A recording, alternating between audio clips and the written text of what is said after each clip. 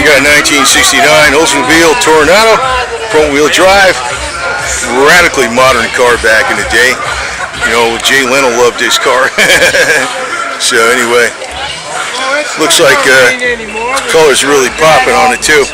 So anyway, get your blower out. Yeah, look at that interior, man.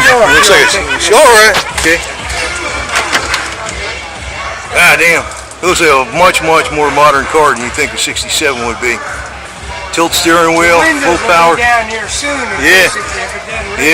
Sounds good, man. Sounds good. And you notice the interior? They don't make interiors like that now. They don't make interiors like that now. Not at all.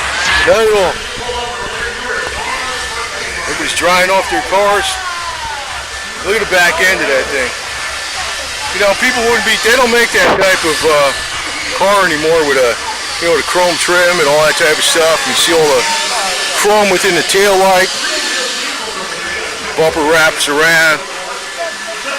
And, you know, this is all in the body, the extra touch. Some cost-cutting bean counter would take that out of there in a second, you know what I mean? So, you notice how much the wheels flare out like that?